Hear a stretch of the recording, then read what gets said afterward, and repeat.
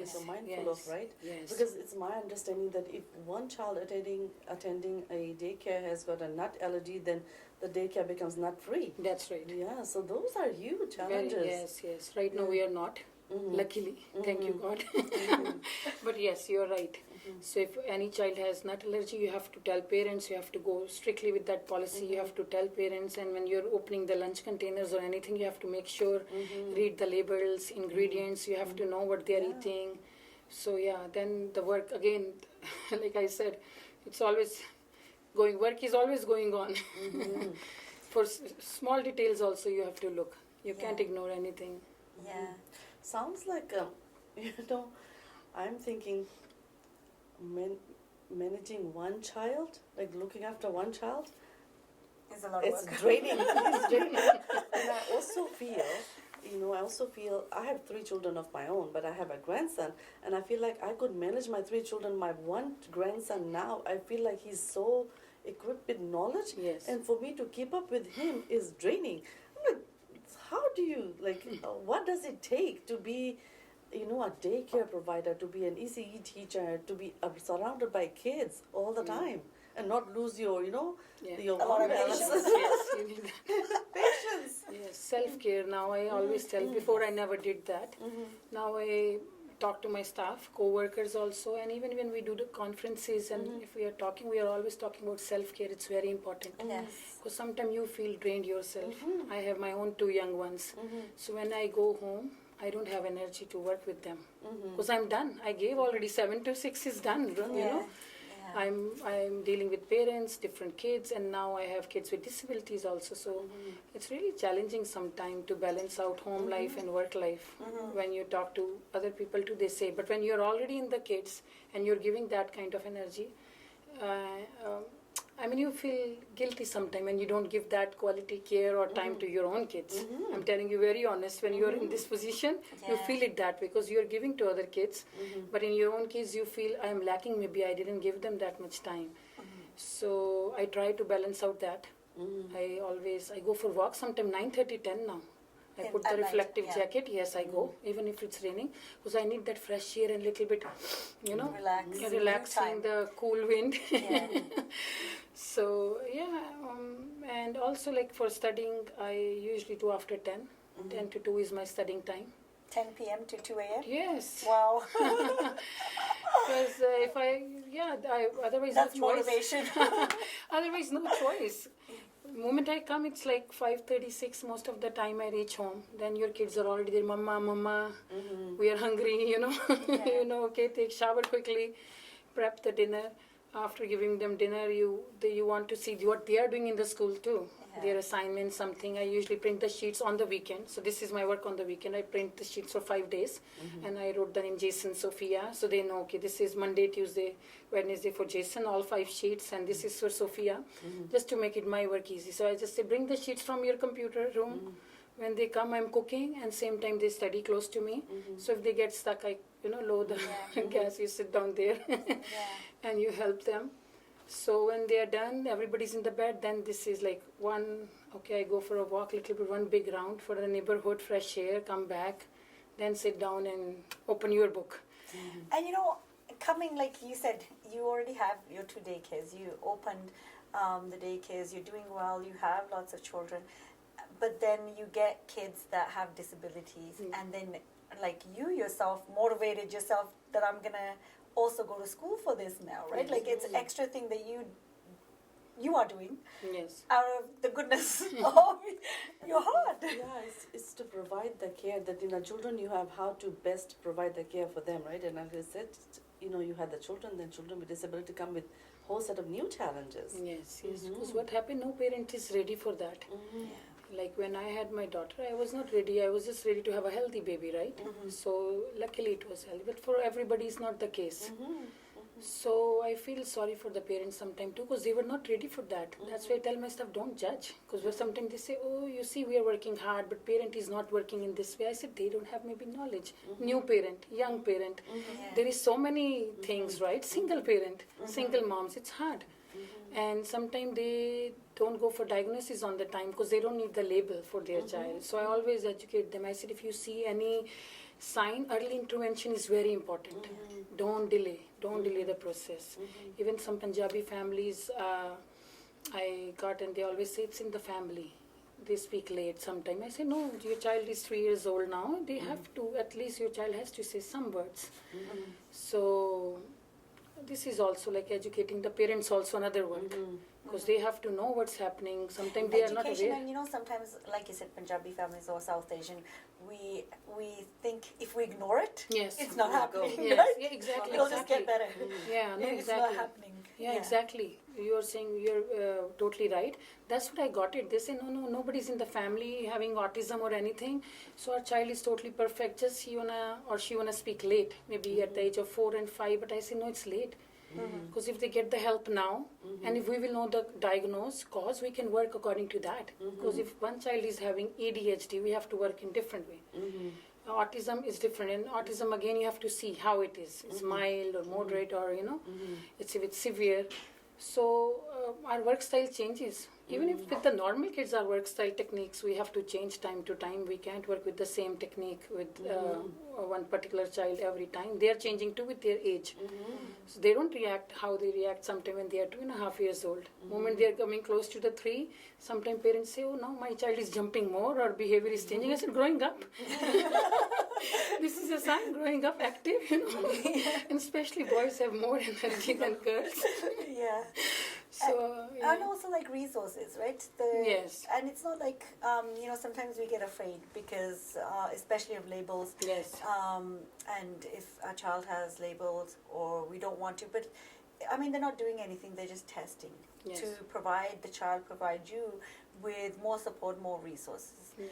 So has there ever been any like situations where parents have said, absolutely not, we're not going to test, everything will be fine, and either they've gone or you've just had to leave it? I mean, Yes. that's hard to do too, right? When you know the child needs help. Yeah, one of the family, actually, they left. They said, we are going to go to India and then we will see, because here is no social life. So maybe that's the reason my child is not talking. So we have to respect their decision end of the day. We can't force anyone. Yeah. We can always give them our suggestion, our feedback. Because if any child who we are working with, we have to help that child, We have to help the family too, parents too, but child is very important. Piece of the puzzle, because we are working with the child, and then we will try always our best, and we are still trying our best to convince the parents when we see any signs, because early signs are very sometimes easy to see. Usually parents know from inside there is something wrong with my child, because they are not admitting. Maybe talk about some of the early signs, like for everybody watching who are going to have children or have young children, some of the just provide, have some education of what they should be looking for. Yes, according to my experience, I'm in the field from almost 10 years, so I see lots of hand flapping. Okay. So sometimes it goes with when they grow up, but if they are continuously doing that, and at the age of 3, it's definitely you have to see, because any behavior happening, you have to observe the behavior, how long the behavior stays. This is everyday, regular kind of thing, or sometimes it comes and goes. What kind of environment is the child? So you have to see so many things. Eye contact, lack of eye contact, we usually say, right? And speech delay. A child is 3 years old, but no words. You are calling the child, but child is not responding. Then repeating so many words. Sometimes they say, come. They can keep repeating the same word for the couple of minutes or sometime an hour. Yeah. And behavior, also you can see sometimes kids are socially awkward in the social situations when you are in the restaurant and stuff, but home they are okay. So that is something else. Sometimes it's just behavior problem, we say. But there is any behavior problem you have to pay attention. You have to observe the behavior. You have to try to talk to other professionals, because you can't ignore anything. Sometimes we say, oh, just naughty, my child is naughty, that's why he's doing that. But no, if your child is feeling socially awkward, home he's or she's fine, you have to still figure out why it's like that. Because sometimes some kids are talking, everything is fine, but then they found out later on they have autism, There was some signs of autism, but they neglected the Maybe family. like a mild form. Mild because form, like you say. Yeah. different forms of autism, developmental delays. There's different where there's, like you have mild Yes. to more severe.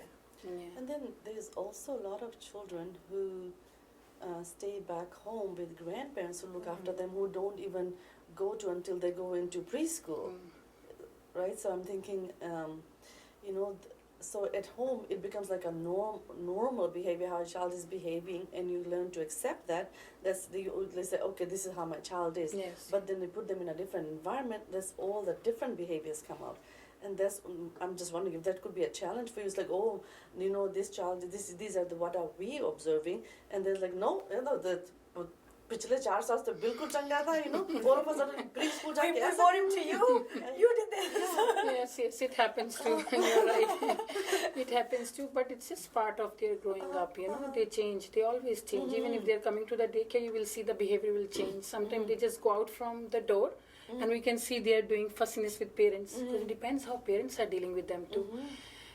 For example, if child is crying and then you're giving the child right away something, now they know. I want to cry next time, or grandpa, grandma, mom, dad, somebody will come running. Okay, don't cry, take this. So you have to really see which behavior you are encouraging at home.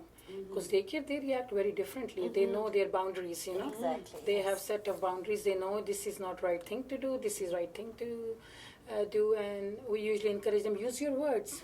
If they are playing, 2 kids are playing, let's say, and then one is whining or crying or just saying, I need the toy. We say, just use your words, don't whine. Your friend doesn't understand what you want. You have to calm down, quiet first, then now use your words. Then your friend will understand what you want. Then if another child is not ready, we make them ready like that. So, okay, you have 2 minutes, you tell your friend, wait for your turn. Usually they don't wait, they give it right away then. So they learn like that, the understanding and stuff. So for parents too, we usually tell, if any behavior happens at home, just tell your child, don't just go jump, okay, you're crying, because you're encouraging that behavior. They know now we want to cry and mom will give us this because mom doesn't want me to cry. Same with technology, Okay, nothing is jumping a lot or she's jumping a lot, give the iPad or give the phone. So we have to really see what we are doing as a parents and educators also. I think that can, that we should incorporate them with adults too. Yeah, no, we are the role models. Misbehavior. Let me just give you my iPad to go sit in that room and deal with that and leave me alone. I know, yeah. But it's really hard for parents too nowadays. With technology world, the kids, it's not like, they are not the same. Exactly. So, you work with a lot of parents, families, you talk to them. What do you hear are like the main challenges, especially nowadays, both parents have to work. And even then, barely, like housing prices, everything, the cost of living is so high. Very high, yeah. Both have to work, put their kids in daycare. I mean, some guilt the parents feel also. Yeah. So what are you hearing, like challenges parents are facing nowadays that have young children, need to work? What do you hear from them? Yeah, actually, like how you say, they really want, if grandparents or somebody, family support there, then child doesn't have to come to the daycare. But again, problem is social life, home, what they are doing. Even if grandparents are there or parents are there, what's the routine of the day? They go outside, they play. 1 hour of active play is very important. So when we take kids outside, we make sure they're running around, not just sitting and playing or slide done. No, they have to actively play, exercise. Their body needs that energy. They have to burn out to have the relaxed day. Like for us, when we go to gym or we do exercise or something, even for a walk, it makes our body a little bit more relaxed and we feel good when we come back. But if we are just sitting on the computer, technology, cooking, other things, it's not the same. Moment you go out, little bit fresh air, running around, you feel, okay, now I'm back to now what I have to do next, right? So, like same again, you have to educate the parents too. So you tell why not? When they talk to you about why daycare, why not? So we always tell them, because daycares are not like before too. There is lots of competition going on, Montessori program, play-based program, and everybody have their own mixed programs. Like my daycare having everything, it's mixed program. Even I do little bit Indian-based program, because I see lots of kids when they go to school, they are not ready. I get sometimes kids, they are 5 years old, and they were going to the daycare, preschool, whatever, but when they come, they don't know how to write first name.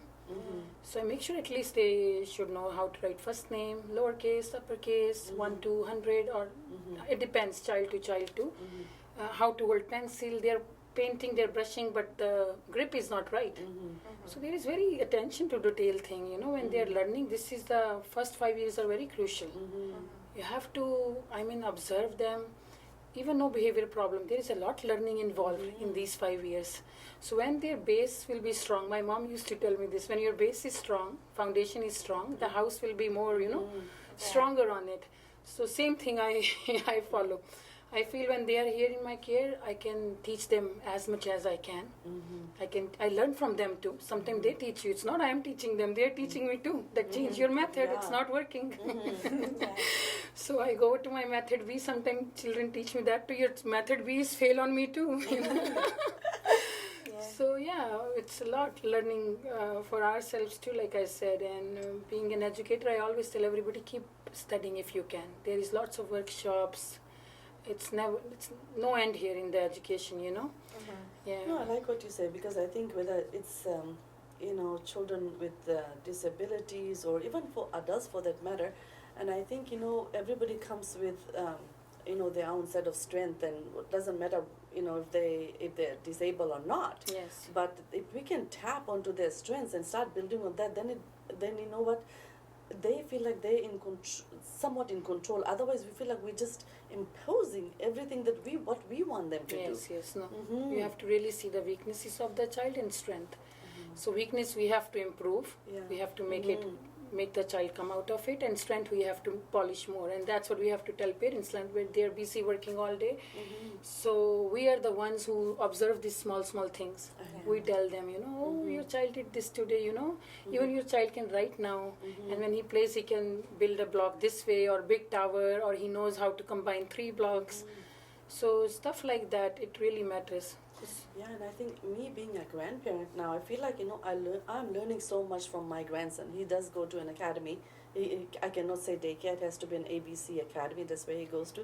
But every time I spend time with him, I learn so much, because he will say to when you wake up in the morning, you have to hug yourself and say, "I love me," Yes. and "I love you," and all of this stuff. Even the little things, that's something that I wouldn't have thought about it, but then it makes so much sense, And even you touched on children being picky eaters. There's a lot of picky eaters. Yes, There's a lot of picky eaters, but they still have to eat, and we still have to provide them with the nutrition. So if we can talk a little bit about that, like how do you incorporate nutrition to picky eaters? Maybe a person with again. No, first thing, usually I tell parents, send your homemade food, traditional food. All daycare should, in my opinion, encourage that. Because so many parents come to me and they say, oh, my child was giving, like you said, another daycare, ABC. So they said no rice, no curries. But I said, send anything.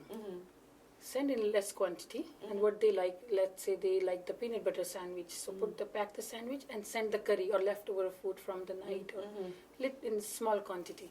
So we can introduce the child here. When everybody is eating, they usually eat with them. So what happened, one time refusal, second time, third time, definitely fourth time, the taste bud, it wanna taste. Because home they are not ready to taste. Even if you give them broccoli or anything, they don't want to look into it. They don't want that food. They just refuse right away that we don't want to eat. But when we introduce that food, because they are very different at the center, in the daycare, they behave with us differently, not like mom and dad, right? Yeah. They know this is a rule and everybody's trying, I have to try. So eventually they start to eating. At least we introduce them 10 items from the home. If they can eat 5 also, I'm happy. At least something new is adding in the menu. Let's say 6 curries or vegetables or rice, anything we introduce, and they chose. They like the taste of 4 to 5 items. We are successful. Then we can keep trying further, right? So I always tell parents, this is also the topic sometime when you attend the workshop. There is always if traditional food should be allowed in the daycare or not. According to me, it should. Because end of the day, children want, even when they go to school, your homemade food, what you're cooking that's their part of routine. They have to know how it tastes. But home, sometimes it's hard for them. They don't want to taste. The moment we fill that gap, because they get that opportunity in the daycare. They are okay at home too. Slowly, gradually, parents tell, oh, yeah, my child tried that. Yeah, thank you. Now he's eating parantha or some kind of curry or veggie. So, yeah, again. That's definitely good because I feel like I'm such a foodie and I want to feed people food. But I also, I get very upset when, especially when children around me, they don't eat, right? So it's like upsetting for me. So what my daughter did, she bought all these plastic fruits and vegetables and Yeah, all like yeah, that. yeah. So then we encourage my grandson to go shopping. Yeah. So he'll pick up those stuff and bring it. So then I started picking up the real stuff and bring it. So then we would cook with it. So those are some of the things, that's how we made success. So that's why Very I'm nice. asking. So thank you Yeah.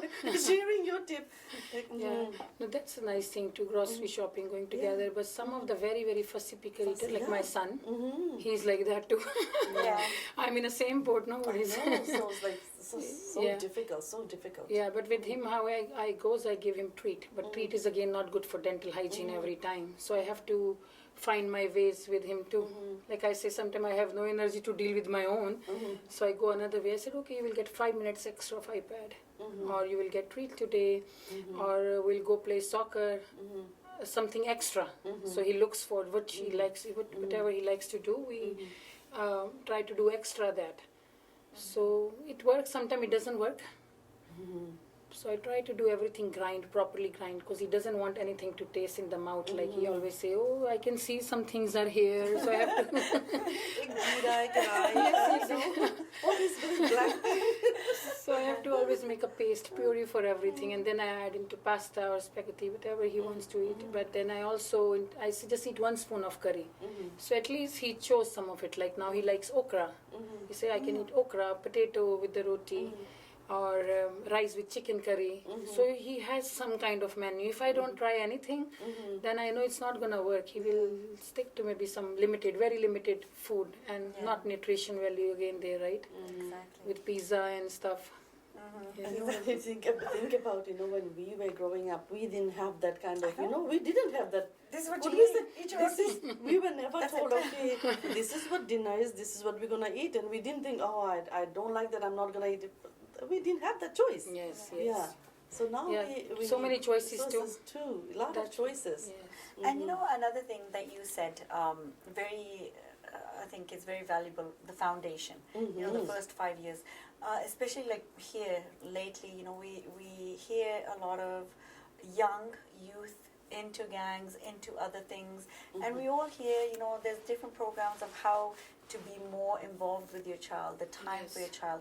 So just speak a little bit about that emphasis on that time is so important with your child, especially in the early years when we talk about time. And it doesn't, if they go to daycare, it doesn't mean that you didn't give them that time. Yes, you Like, have to. how are the ways of being present with your child? Yeah. Like I do it, same way. You have to spend time with them. You can't, no negotiation there. You can't say I'm busy. Everybody have to pay mortgage payments and stuff. We know this is hard for everyone here, right? Difficult to survive sometime. But then when you're planning a baby and your child is there, right? So we have to make a good plan again for the quality care. It's not just daycares are doing and parents are, your job is done. So if you, rather than giving them TV time, technology is good, go for them for a walk. Walk around the neighborhood. Kids like that. Yeah. Talking, like now my daughter is 10. So I like to talk to her, what you did in the school, how was it, how's your friends, and we're walking same time, sometime, and the conversation is happening. That is also bonding together. No technology, no one. And also, like, we are the role models, I always say. So we have to put the phone away first. If we are on the phone and child is talking to you, again, it's not very respectful. Because they're growing up, they understand. Because when sometimes it goes opposite, you're talking to your child and your child is watching iPad and phone. If we do self-reflection like that, if we sit down and we think what we are doing and what our children are doing, some similarity we will find out. There is some similarities. Most of the things they're learning from us. They think how mom, dad are talking together, how the family environment is, how parents are respecting the adults, right? So they are just, it's like a chain, Yeah. Everybody's following the footsteps.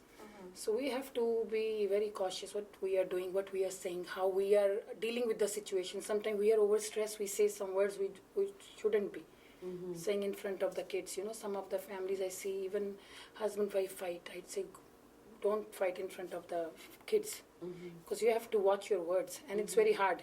Being a human being, it's hard sometimes. Yeah. But they are learning from us. I mean, it's like 24 hours, they know what mom, sometimes you will see how mom or dad react, same way the kids are reacting. If you have a son, you will see son is reacting exactly like dad in some things. You will say, oh, look, he's exactly like dad. Or daughter, you will say, oh, daughter is doing like how mom does, right? So yeah, we have to really think. We have to wait, pause, think about ourselves, then again redo it. We want to do error, I do error. Then I sit down, nighttime, I say, my day, before I was focusing on negative. Then slowly, gradually, now I learned we have to think about positive too. Not just focusing how I did negative thing and I have to improve myself. I have to focus on positive too, what I did all day good. Because when you think about just negative and you're focusing on negative thing, you are taking more, you're creating more stress to yourself. When you think you balance out, you think what I did positive all day, you feel little bit better. Yes, I had a great day.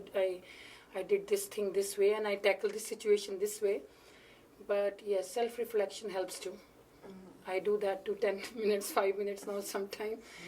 At home, like it's not just for business, home too. How I spoke to my husband. Example, you have a moment. Yeah, I was wrong.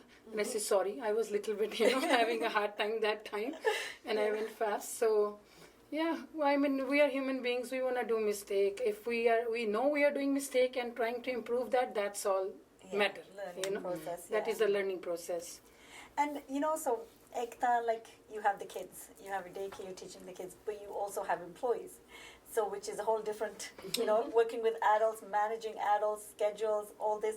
Talk about that, how you also manage that, because it's two stressful things, right? Like managing employees and also managing kids. Yes. My employees are very good, actually. We hope so. Yes, they are very nice. So I always look after their wages, their requirements, if they need off, sick leaves, anything. And recently, when I started to do behavior intervention program, I learned new thing, because it's all about disability people.